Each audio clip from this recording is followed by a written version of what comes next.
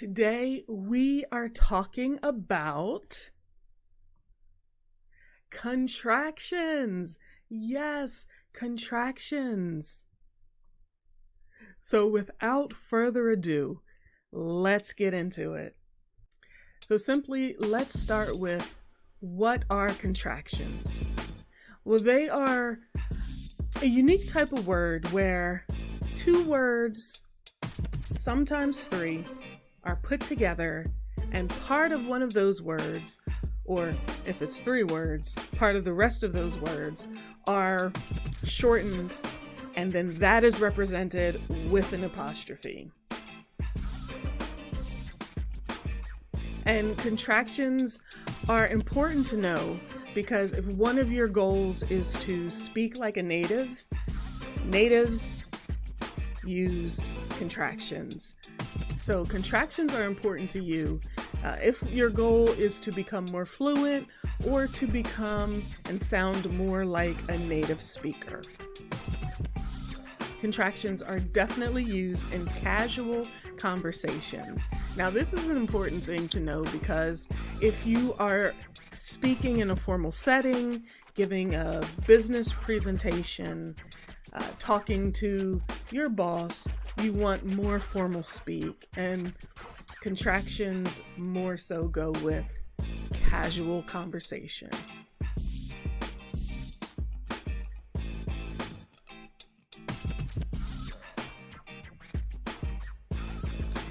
And so contractions are usually made up with the following words. And I just want to take this moment to just go over the sounds of this because this is important. So this isn't just a grammar lesson. This is also a pronunciation lesson as well. So not becomes int. Nt. The sound. One more time. Nt. Would or had becomes d. So when we see this at the end of a contraction, d, we say the d sound. Will becomes ol. And shall is here, but shall is not used as often anymore. But they both, when we see this apostrophe LL sound, ol. All right, is and has becomes, so just the S sound there. Have, we add the V sound at the end. V. Are,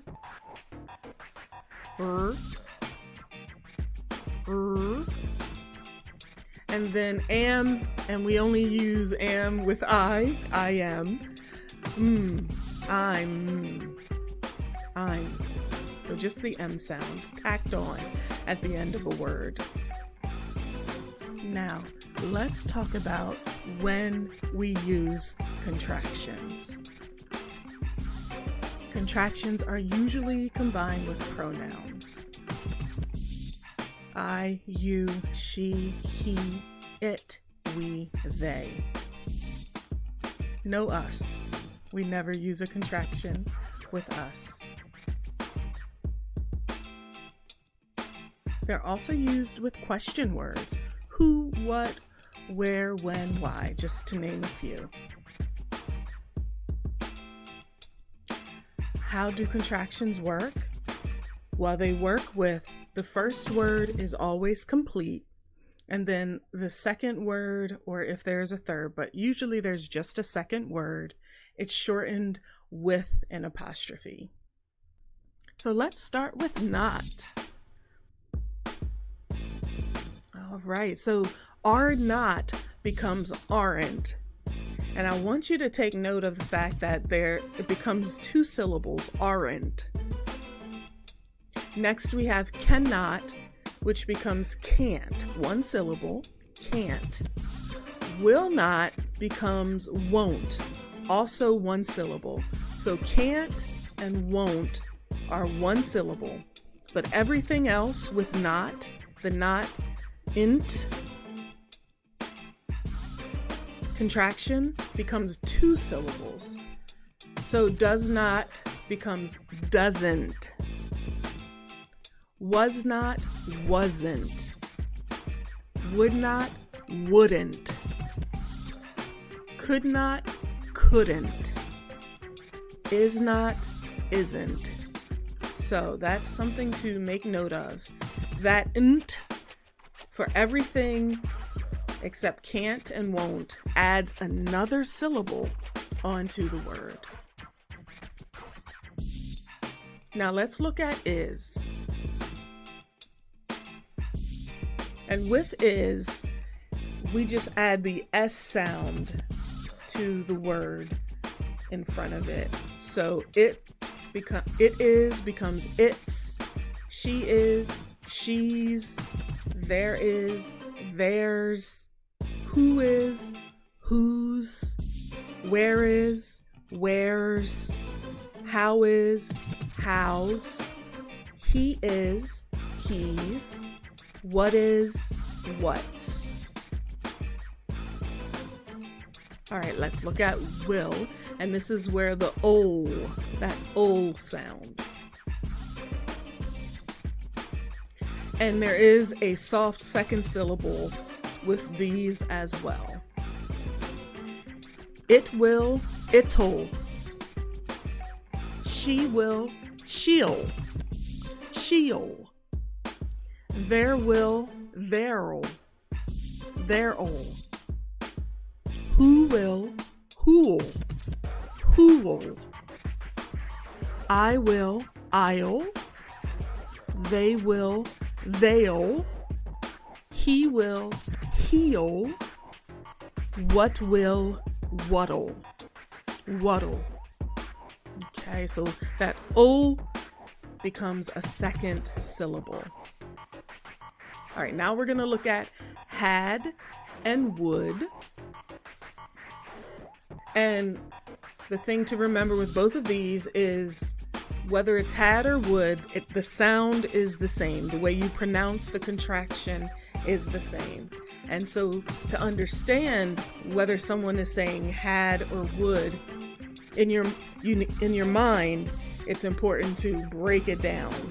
Because I could say, we had lots of participants, and I would say we'd had lots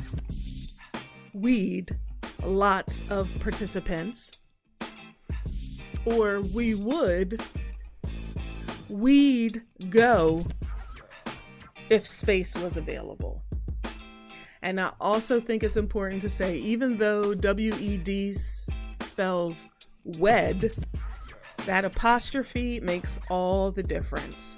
So, we'd, they'd, she'd, you'd, who'd, I'd, he'd.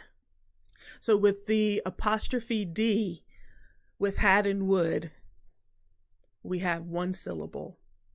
So that apostrophe D does not add another syllable. Are and have are next. So we'll go down with these. We're, we've. So with the RE, that does give an extra syllable, but the VE does not. There, they've. You were, you've. Who were, who've. What are you doing? What have we done? Okay, so we do have more of a two-syllable sounding word with some of these. All right, so let's practice. There's a little opportunity to practice. So you are going to see a sentence And there will be two words in the sentence that can be combined to make a contraction. Here we go. We would like to go out to dinner. So pause. All right, so we would can become we'd. We'd like to go out to dinner. Let me know if you are going. Pause. Let me know if you're going. Do you think you will audition for the play? Pause. Do you think you'll audition for the play? I want to find out how it is going on your new job. I want to find out how it's going on your new job.